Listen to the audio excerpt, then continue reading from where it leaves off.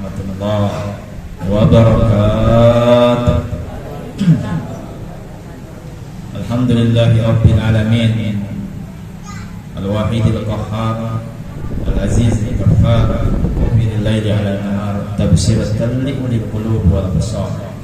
Asyhadu an la ilaha illallah wahdahu la syarika lah, wa asyhadu anna sayyidana Muhammadan abduhu wa rasuluhu la nabiyya ba'dahu.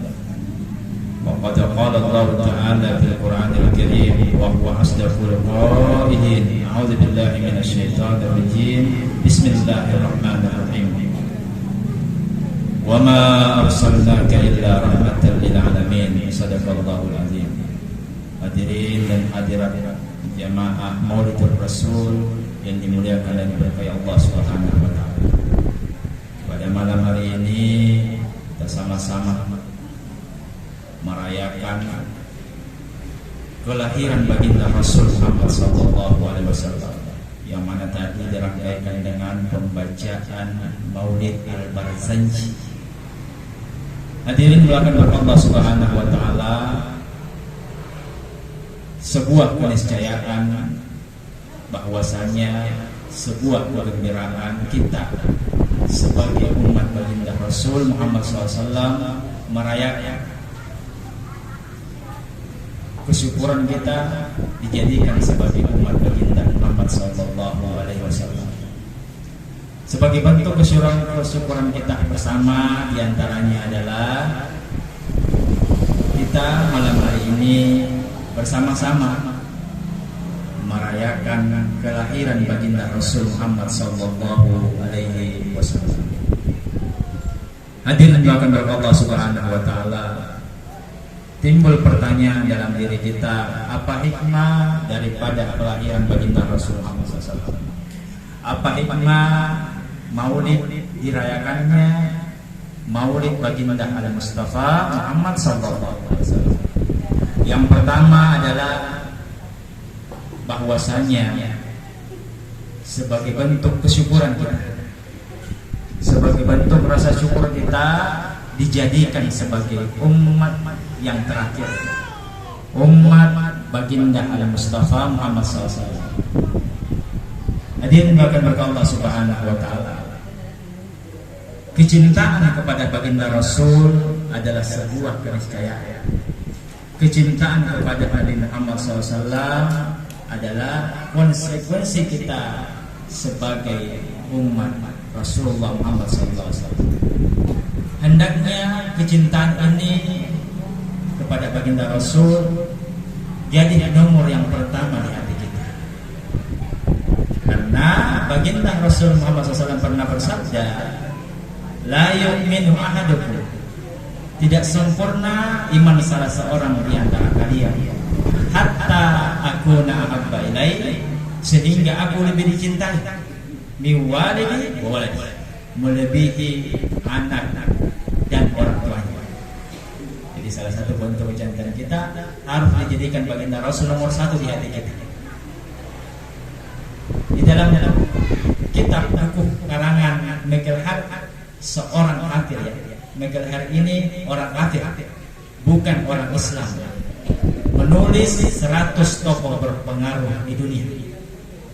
Ternyata Michael Hart ini menjadikan Nabi Muhammad SAW sebagai tokoh pertama yang berpengaruh di dunia. Ini non muslim. Hadirin jemaah dilakukan berkah Allah Subhanahu wa taala. Beberapa tahun yang lalu kita sering biasa mendengarkan ada seseorang di luar sana, di luar negeri ya, di Eropa, menghina baginda Rasul Muhammad SAW. Kalau ada di antara kita seumpama keluarga kita dihina, keluarga kita dilecehkan, pasti kita akan timbul rasa emosi, rasa marah. Ketika baginda Rasul dihina, dilecehkan, difitnah, maka kita minimal ada rasa benci di dalam hati kita.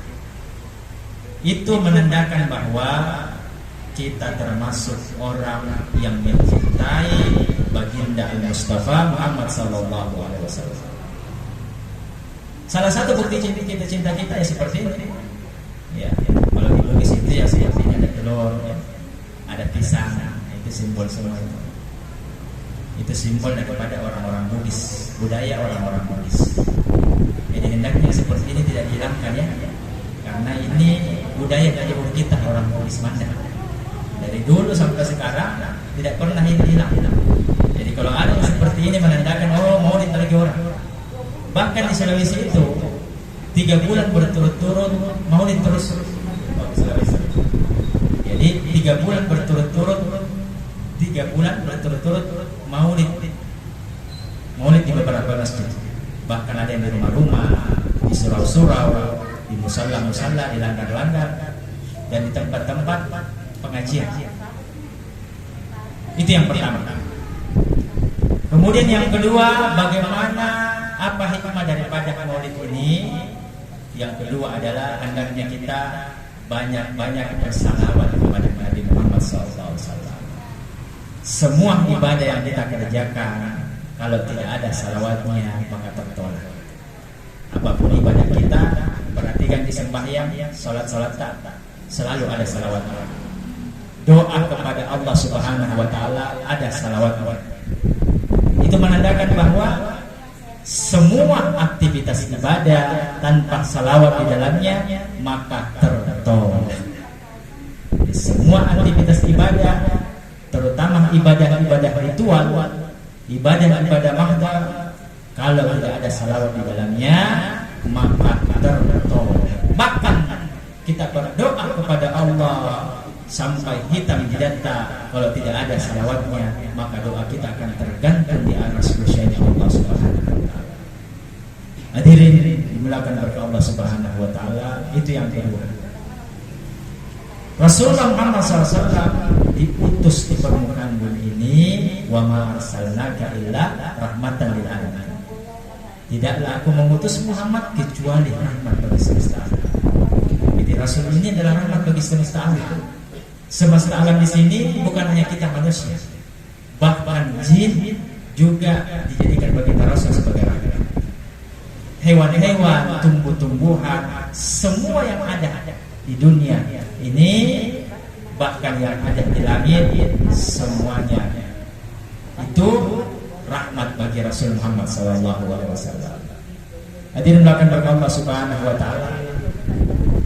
Sehingga di dalam hadis qudsi Allah berfirman, laulaka ma khalaqtul aflaq. Seandainya bukan karena engkau Muhammad, seandainya bukan karena engkau Muhammad, tidak akan aku ciptakan dunia beserta isinya. Jadi karena Nabi Muhammad SAW tercipta di dunia, karena Nabi Muhammad SAW kita ada di dunia ini. Jadi kita semua berasal dari nurnya Muhammad sallallahu alaihi wasallam. Hadirin jemaah Maulid Rasul dimakan berkah Allah Subhanahu wa taala. Kemudian apa hikmah dari Maulid ini adalah hendaknya kita jadikan setelah baginda Rasul wafat maka otomatis ada penggantinya. Siapa pengganti baginda Rasul setelah beliau wafat? Adalah para ulama. Para ulama kita, guru-guru kita yang mengikuti Rasulullah Muhammad SAW, mengikuti beliau, mengajarkan agama, mensyiarkan Islam, dan menyebarkan kalimat tauhid la ilaha illallah Muhammadur Rasulullah. Ulama yang mana? Ulama yang tidak membid'ah-bid'ahkan, ulama yang tidak mengharam-haramkan selain daripada golongannya masuk neraka. Ini yang salah. Maka kita harus mengikuti ulama yang hanif, ulama yang benar-benar ulama. Karena ada sekarang ulama-ulama, ada sekarang ustaz-ustaz. Dimanggilkan oleh Allah Subhanahu wa taala. Rasulullah Muhammad SAW pernah bersabda, al-ulama warathatul anbiya.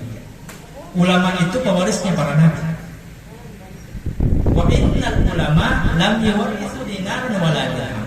Para ulama itu tidak mewariskan dinar dan dirham. Jadi tidak mewariskan materi ya. Wa innama warathul ilma. Akan tetapi mereka mewariskan ilmu. Mewariskan ilmu. Faman akhadahu bi azbi awsin awfa. Barang siapa yang mengambilnya, hendaknya dia mengambilnya dengan pengambilan yang sempurna. Ulama di sini terbagi dua. Ada ulama syariat dan ada ulama hakikat. Ulama syariat yang mengajarkan ilmu fikih. Ulama syariat yang mengajarkan tentang akhlak, tentang hadis-hadis baginda Rasulullah SAW.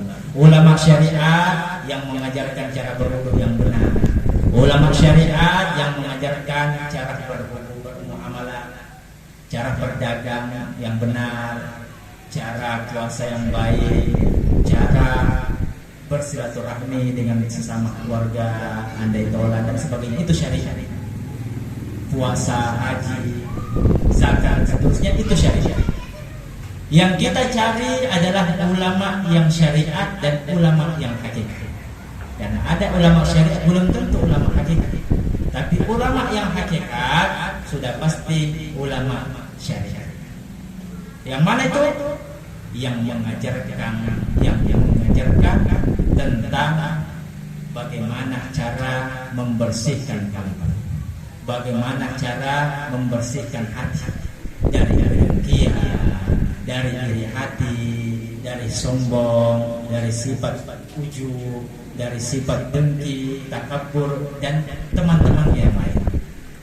Ini yang terkadang kita lupakan. Terkadang ada di antara kita di luar sana yang rajin membersihkan mukanya supaya kinclong, yang rajin membersihkan badannya supaya tetap bersih, pakaiannya harum, tetapi lupa membersihkan hatinya, lupa bagaimana cara membersihkan qalbu. Qalbu adalah pusat yang dipandang Allah Subhanahu wa taala. Makanya dikatakan qalbul mu'min baitul, rumah orang-orang mukmin itu terletak rumahnya Allah Subhanahu wa taala. Hati orang-orang mukmin itu terletak rumahnya Allah Subhanahu wa taala. Bagaimana mau Allah memandang kita kalau batin kita kotor? Bagaimana mau Allah meneropong kita kalau kita terhijab karena sifat sombong, sifat dengki, sifat takabur? Itu yang terkadang kita lupakan.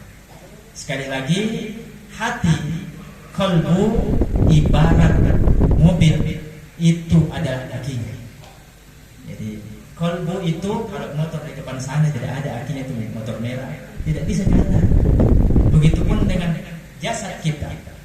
Kalau tidak bersih hati kita, tidak bercahaya hati kita, maka otomatis kita akan terhijab dengan Allah Subhanahu wa taala. Bagaimana cara membersihkan qalbu? Nabi SAW pernah bersabda, "Inna likulli syai'in saqal wa saqalatil qulub zikrun." Setiap segala sesuatu ada pencuci, dan pencuci hati adalah zikir kepada Allah Subhanahu wa taala. Kalau pakaian kita kotor, kita pakai rinso untuk mencuci pakaian. Kalau pakaian kita ingin harum, maka kita akan memakai molto ataupun pengharum yang lain. Kalau kita ingin bersih badan kita, maka kita akan pakai sabun Lifebuoy, sabun apalagi Lux, dan sabun-sabun yang lain. Kalau kita ingin kinclong muka, biasanya pakai MS Glow, pakai krim-krim pemutih dan seterusnya. Ya. Kalau ingin tidak pucat bibir, pakai kincungnya, lipstick, ya. Pakai make up supaya selalu bersih, ya, bercahaya. Tetapi hati yang bersih, bagaimana cara membersihkannya? Dengan zikir kepada Allah Subhanahu wa taala. Apa pembersih hati? Apa pembersih kalbu? Nah, karena semua sesuatu ada pencucinya kan? Gigi ada pencucinya, pakai Pepsodent, pakai Ciptaden dan yang lain-lain. Nah, pencuci hati adalah kalimat la ilaha illallah. Tetapi kalimat la ilaha illallah ini punya metode, punya cara membersihkan. Tidak hanya sekedar berzikir saja dengan la ilaha illallah, la ilaha illallah, tidak seperti itu. Di dalam kitab Tanqihul Qaul dikatakan bahwasanya Nabi Muhammad SAW menjelaskan. Jadi Syekh Nawawi Al-Bantani di abad 16 menulis kitab namanya Tanqihul Qaul Al-Aziz. Beliau mengatakan kalimat la ilaha illallah itu barang siapa yang mengucapkan sesuai dengan cara yang benar, maka 4.000 dosa-dosanya diampunkan Allah Subhanahu wa taala. Bagaimana caranya? Ada yang mau tahu? Ada yang mau tahu? Ada yang mau tahu? Nah, perhatikan ini latifah. Ini latifah. Apa ini latifah? Diagram. Ini latifah ini 7 titik latifah, 7 titik kesadaran di dalam hati kita. Ini semua ada setan di dalam. Setan gondol, setan macam. Ya, ini ada semua di dalam ini. Ya, setan yang selalu menggoda manusia supaya berbuat curang, supaya tidak sembahyang, tidak mengaji, tidak mau mengikuti acara maulid dan seterusnya. Ada semua di sini. Jadi 1, 2, 3, 4, 5, 6, 7 latifah ini harus dibersihkan dengan kalimat tadi la ilaha illallah. Caranya bagaimana? Mau tahu? Harus ditalkin, harus diajarkan, harus dibaikkan. Biar orang pintar sekalipun kalau bilang gampang jadi begitu. Saya bisa lihat Google, bisa lihat YouTube. Tidak bisa seperti itu. Ini harus diajarkan langsung, disambungkan langsung, dikonekkan langsung. Jadi istilahnya itu kalau HP itu, walaupun HP iPhone sekalipun, kalau tidak ada kartu di dalamnya tidak bisa tumbuh hidup. Hanya HP namanya. Tetapi jika HP ini diisi dengan pulsa, ada kartunya, maka hati akan hidup seperti ini. Bagaimana caranya? Mau belajar? Mau tahu? Yang belum punya wudhu silakan berwudhu. Kita ajarkan cara zikir yang dirahasiakan oleh para wali-wali Allah Subhanahu wa taala.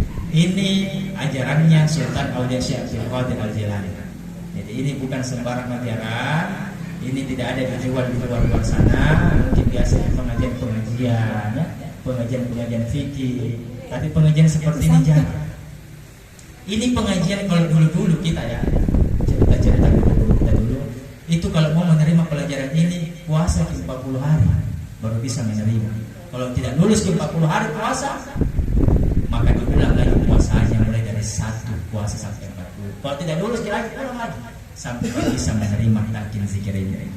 Bahkan menurut cerita guru-guru saya dulu, kalau pemain lulus 40 hari ada cara lain, dikubur di dalam tanah 7 hari 7 malam.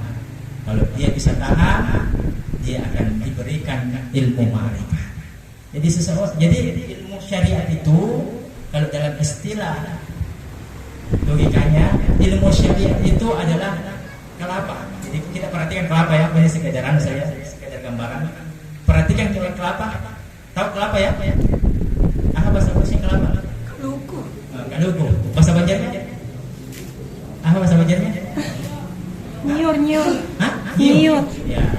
Kelapa itu ada sabuknya, ada tempurungnya, ada isi kelapanya, ada santannya. Syariat itu adalah sabuk kelapa. Tarekat adalah tempurungnya, hakikat adalah isi kelapanya, dan makrifat adalah santannya. Kalau seseorang hanya bersyariat saja, maka dia hanya belajar di kulitnya saja. Hanya belajar fikih, terus belajar cara wudu, cara salat. Kapan mau sampai kepada Tuhan? Kapan bisa makrifat kepada Allah? Kapan bisa wusul kepada Tuhan kalau hanya bersyariat saja? Kalau bertarekat, maka otomatis akan muncul hakikat dan akan merasakan makrifat. Makanya dikatakan oleh Syekh Abdul Bustami, "Malam yazuk lam ya'lam." Siapa yang tidak merasakan pasti tidak akan tahu. Jadi contohnya apa ya? Ada sini kopi, ada kopi ya. Ya, pemain kopi ya. Ini kopi hitam ya, pemain kopi hitam. Bisakah ditahu rasanya manis ini kopi atau pahit kalau tidak dicoba? Bisa? Tidak bisa ya? Nah, begitupun dengan ilmu tarekat, ilmu hakikat, ilmu makrifat atau ilmu kebatinan. Tidak akan kita tahu kalau kita tidak merasakan. Yang dikatakan malam yazuk lam ya'lam. Jadi sebagai kesimpulan, sudah saatnya orang belajar tarekat. Yang kita belajar tarekat, justru dengan belajar tarekat seseorang akan semakin usul kepada Allah Subhanahu wa taala. Di setiap hembusan nafasnya, keluar masuk nafasnya, senantiasa bersama Allah Subhanahu wa taala. Kalau orang ada yang selalu kena sihir, selalu kena santet, tidak mau tembus sihirnya, maka harus bertarekat, harus berhakikat. Seseorang yang bersama Tuhan tidak akan pernah, tidak akan bisa dimasuki segala bentuk sihir, segala bentuk santet, dotin, berguna apapun itu, karena senantiasa bersama Sang Pencipta, yaitu Allah Subhanahu wa taala. Insyaallah akan kita yakinkan diajarkan zikir oleh Ustaz Haji Muhammad Adam Jafri. Ya, oke, bagi tugas. Wassalamualaikum warahmatullahi wabarakatuh.